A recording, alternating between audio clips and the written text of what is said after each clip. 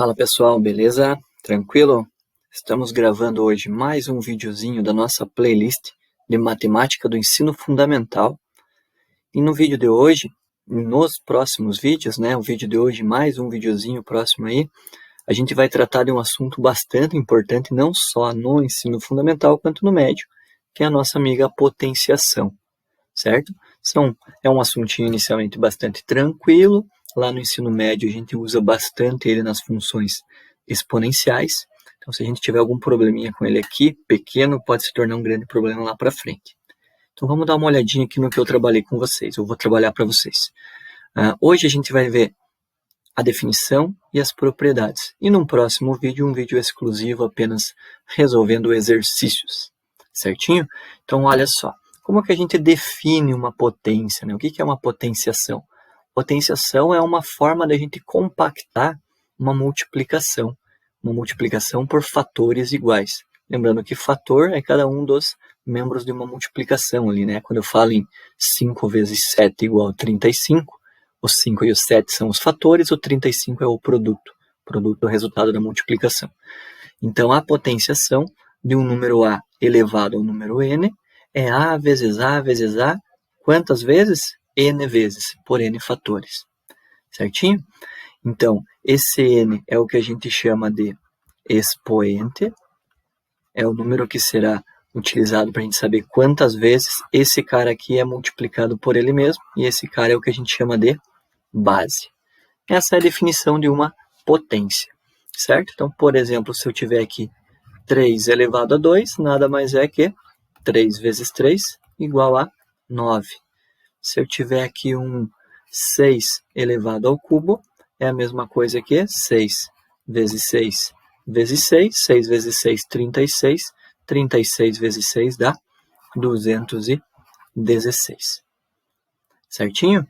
Se eu quiser pegar aqui um 2 elevado à sétima potência, ele é 2 vezes 2 vezes 2 vezes 2 vezes 2 vezes 2 e mais uma vezes 2.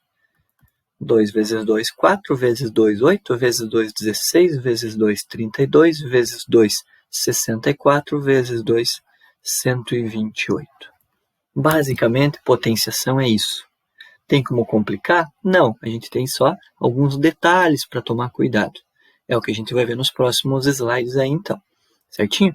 Então, o que eu trabalhei nessa primeira tela aqui com vocês? Esses 3 exemplos, na verdade, são exemplos em que tanto a base quanto o expoente são números naturais. E aí não tem nenhum segredo, é só lembrar de fazer a multiplicação da base por ela mesma, quantas vezes o expoente mandar, certo? Na sequência aqui, a gente vai trabalhar com algumas outras situações quando a gente muda o conjunto numérico a ser trabalhado, certo? Nós temos base fracionária, então vamos imaginar que eu tenho isso daqui, ó, A sobre B, tudo isso daqui elevado a quanto? Elevado ao número m. Isso daqui é equivalente a fazer o quê? O a elevado a m divididos pelo b elevado a m. Ou seja, é como se na fração o numerador e o denominador fizessem a distributiva ali, né? Todos eles ficassem elevados àquele m que está ali fora. Vale lembrar também que o caminho de volta é verdadeiro. Se eu tiver essa representação aqui e eu quiser compactar para isso, fique tranquilo. Beleza? Então, como um exemplo aqui, vamos colocar um 3 quintos elevado ao quadrado. 3 quintos elevado ao quadrado, ele vai ser 3 ao quadrado, divididos por 5 ao quadrado. Isso aqui vai dar 9/25. Tranquilo? Base decimal. Como a gente vai trabalhar com a base decimal? Nós temos a possibilidade de transformar esse número decimal numa fração, ou, se a gente quiser trabalhar na base decimal com o número com vírgula, a gente tem que lembrar que nós temos que seguir as operações de multiplicação de números com vírgula, certo? Então, se eu tiver aqui, por exemplo, um 0,2 elevado ao cubo, o que eu tenho que lembrar? Professor, quando é 0, alguma coisa, eu consigo fazer de um jeito mais rápido? Consigo. 0,2 vezes 0,2 vezes 0,2, o algarismo significativo 2, que vai ficar elevado ao cubo, ele dá 8. Entretanto, nós temos uma casa decimal que vai multiplicar por outros 2 números com uma casa decimal, Isso a gente tem que lembrar que vai gerar um número com 3 casas decimais. Então, 0,2 ao cubo dá 0,008. Se ele tiver 2 casas decimais e eu elevar ao quadrado, por exemplo, a resposta vai ficar com 4 casas decimais. Se eu tiver um número com 3 casas decimais e elevar a quinta, ele pode ficar até com 15 casas decimais. Certinho? Então, aqui é um dos casos que, se a gente for transformar para uma fração, até fica mais fácil, né? Lembrar que 0,2 é a mesma coisa que 2 sobre 10, 2 décimos ou 1 quinto. 1 quinto ao cubo usaria a propriedade de cima e ia dar 1/125. É uma das possibilidades também da gente resolver. Na sequência, o que nós temos aqui? Base negativa. Base negativa é legal.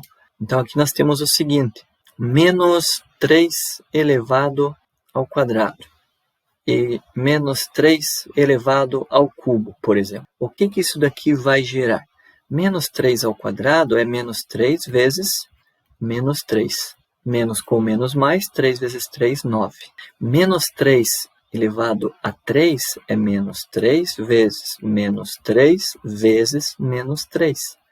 Os dois primeiros a gente já viu que dá 9 no exemplo anterior. E 9 vezes menos 3 dá menos 27. Aqui a gente já pode pensar numa regrinha. Base negativa. Se o expoente for par, o que acontece? O número fica positivo, porque uma quantidade par de números negativos multiplicados entre si resulta num número positivo. E se o expoente for ímpar, isso vai resultar no quê?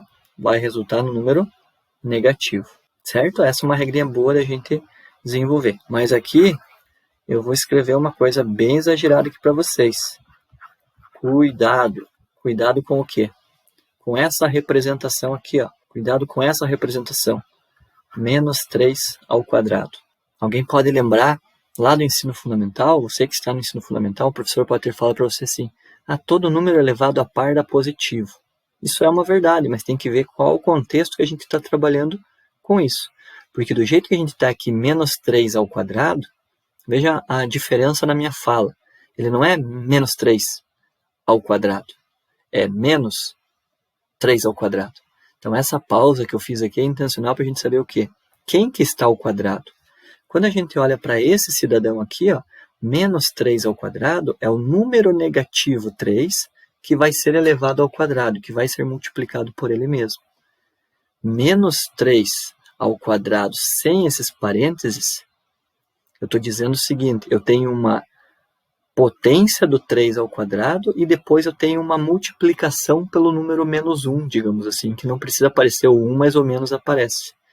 Então, por ordem de operações, a gente resolve a primeira potência. Então, uma das formas de a gente entender por que isso daqui não vai dar 9, e isso aqui na realidade vai dar menos 9, é a gente entender o seguinte, que o menos 3 ao quadrado é como se ele tivesse escrito assim, ó, os parênteses apenas para o 3. Ele pode ser assim, ou ele pode ser entendido também assim, ou ele pode ser entendido também assim, ó, vezes 3 ao quadrado. Todas essas três últimas representações são equivalentes à de cima. E todas elas resultam, então, no menos 9. Então, toma muito cuidado quando aparecer um comparativo para vocês entre essa representação e essa representação. Elas são diferentes, elas são distintas. Professor, e se o expoente fosse ao cubo? Eles continuariam sendo representações diferentes. Só que para expoente ímpar, em ambos os casos vai ficar negativo. Então, se você se confundir, é o errado que vai dar certo, né? Então, não tem problema. Mas para expoente par tem que tomar cuidado. Beleza? Expoente negativo.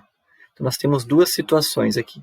Nós temos um A sobre B elevado a um número negativo m e apenas um A elevado a menos m, que vai ser uma consequência do que eu escrevi acima.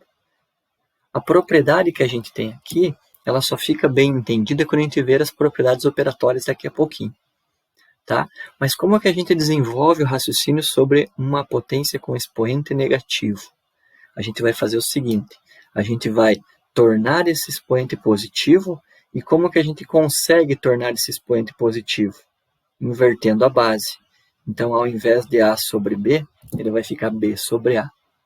Então, apareceu o expoente negativo, inverte a base e troca o sinal do expoente. Então, A sobre B elevado a menos M é igual a B sobre A elevado a M, certo? E aqui embaixo, o que acontece? A gente não pode esquecer que o A, sendo um número inteiro, todo número inteiro não aparece, mas quem que é o denominador desse número inteiro? É o número 1. Então, qual que é o inverso do número A? É o número 1 sobre A. Se eu invertir a base, o M fica positivo. Aplicação, se eu tivesse, por exemplo, aqui 2/3 elevado a menos 2, isso aqui é igual a 3/2 elevados ao quadrado, 3 ao quadrado 9, 2 ao quadrado 4. Se eu tiver o número 5 elevado a menos 3, isso aqui é equivalente a 1/5, que é o inverso do 5 elevado a 3 positivo, 1 ao cubo dá 1 e 5 ao cubo dá 125. Tranquilo? Então essa é a ideia do expoente negativo. Inverte a base e torna o expoente positivo. Certo? Professor, pode aparecer a base negativa e o expoente negativo? Pode, mas você não pode querer misturar os dois. São duas propriedades distintas. Então a minha dica é, primeiro elimina o menos do expoente, invertendo a base, depois você vê o que acontece com o menos dessa base. Se o expoente for par, ele vai ficar positivo, se o expoente for ímpar, vai continuar negativo. Beleza? Vamos para a próxima telinha aqui. Expoente racional. E melhor ainda, expoente fracionário, né? Número racional pode ser o inteiro mesmo, mas vamos imaginar um expoente fracionário, ou decimal, que eu consigo transformar num expoente fracionário. Então, geralmente aparece assim para a gente, o expoente racional com a seguinte escrita: A elevado a m divididos por n. Isso daqui pode ser resolvido de que forma? Através de radiciação. A base da potência vai continuar aqui dentro da raiz, o numerador daquele expoente passa a ser o expoente aqui dentro da raiz, e o denominador fica aqui dentro da conchinha ali, da casquinha da nossa raiz. Eu falei em casquinha porque eu gosto de usar um exemplo que é bastante tosco, mas é fácil de a gente lembrar a ordem com a qual a gente monta. Eu gosto de chamar essa regrinha de regra do sorvete. Aqui nós temos a nossa casquinha do sorvete, para saber aonde que o N vai ficar. E nós temos aqui a nossa bolinha do sorvete, que vai ficar dentro da raiz. Certo? Eu costumo chamar de regrinha do sorvete apenas para a gente lembrar da ordem. Lembrar da ordem com a qual a gente faz a montagem. Quem está dentro da raiz, junto com a potência, é o numerador, e o índice da raiz é o denominador. É chamada regrinha do sorvete. Beleza? Então aqui nós podemos utilizar como exemplo o quê? 4 elevado a meio. 4 elevado a meio, o numerador é 1, vai ficar aqui dentro, e o denominador é 2, vai ficar aqui. Claro que eu coloquei esse 2 e esse 1 que não precisava, porque basicamente a gente pode escrever assim, que é equivalente, e raiz quadrada do 4 é 2. Professor, então posso pegar como regra todo número elevado a meio é a raiz quadrada desse número? Sim. Da mesma forma que todo número elevado a 1/3 é a raiz cúbica de tal número. E assim por diante. Então, se eu pegar aqui, por exemplo, 1000 elevado a 1/3, isso daqui é a mesma coisa que raiz cúbica de 1000 elevado a 1, que é 1000, e a raiz cúbica de 1000 é 10. Mas pode ter casos que a gente tem o quê? A gente não tem a possibilidade de resolver, porque não vai ser um valor exato. Vou escrever aqui um número qualquer, 5 elevado a 3/2.